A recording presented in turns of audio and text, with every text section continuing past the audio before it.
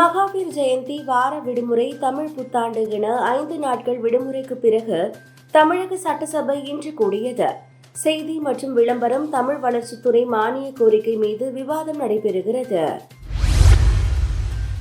தமிழ்நாட்டில் மீன்பிடி தடைக்காலம் நள்ளிரவு முதல் அமலுக்கு வந்தது. இன்று முதல் ஜூன் மாதம் 14ஆம் தேதி வரை 61 நாட்கள் மீன்பிடி தடைக்காலம் அமலில் இருக்கும். இதனிடையே அரசு அளிக்கும் நிவாரணத் தொகையை உயர்த்தி வழங்க வேண்டும் என மீனவர்கள் கோரிக்கை விடுத்துள்ளனர். உத்தரப்பிரதேச மாநிலம் முசாஃபர் நகரில் பர்தா அணிந்த ஒரு முஸ்லிம் பெண்ணின் பர்தாவை அகற்ற சொல்லி ஒரு கும்பல் தாக்குதல் நடத்திய வீடியோ இணையத்தில் வைரலானது. இதனைத் தொடர்ந்து பாதிக்கப்பட்ட பெண் அளித்த புகாரின் பேரில் 6 பேரை போலீசார் கைது செய்தனர். மேற்கு வங்க மாநிலத்தின் தெற்கு 24 பர்கானஸ் மாவட்டத்தில் வக்ஃப் சட்ட திருத்த மசோதாவிற்கு எதிர்ப்பு தெரிவித்து நடைபெற்ற போராட்டத்தில் வன்முறை வெடித்து உள்ளது. தென் அமெரிக்க நாடுகளில் ஒன்றான ஈக்வடாரில் புதிய அதிபருக்கான தேர்தல் நடந்தது. இதில் ஆளும் கட்சி சார்பில் அதிபராக உள்ள டேனியல் நோபா மீண்டும் போட்டியிட்டார். அவரை எதிர்த்து இடதுசாரி கட்சி பெண் வேட்பாளர் லூயிஸ் கோன்சலஸ் போட்டியிட்டார்.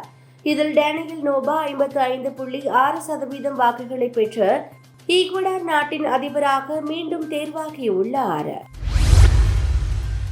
கிழக்கு ஆப்பிரிக்க நாடான தான்சானியாவில் வருகிற அக்டோபர் மாதம் நடைபெறும் பொது தேர்தலில் கலந்து கொள்ள சடேமா கட்சிக்கு தடை விதிக்கப்படுவதாக தேர்தல் ஆணையம் அறிவித்துள்ளது.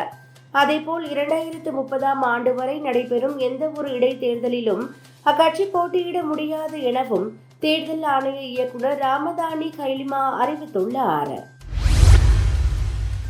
விறுவிறுப்பான கட்டத்தை எட்டியுள்ள 18வது IPL கிரிக்கெட் தொடரில் பஞ்சாப் மாநிலம் முல்லாபூரில் இன்றிரவு நடக்கும் 31வது லீக் ஆட்டத்தில் பஞ்சாப் கிங்ஸ் அணி நடப்பு சாம்பியன் கொல்கத்தா நைட் ரைடர்ஸை எதிர்கொள்கிறது.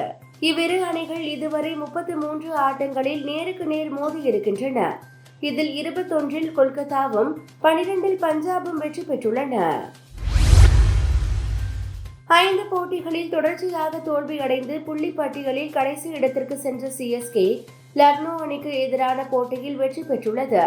இந்த வெற்றியின் மூலம் தொடர் தோல்விக்கு சென்னை சூப்பர் கிங்ஸ் அணி முற்றுப்புள்ளி வைத்துள்ளது.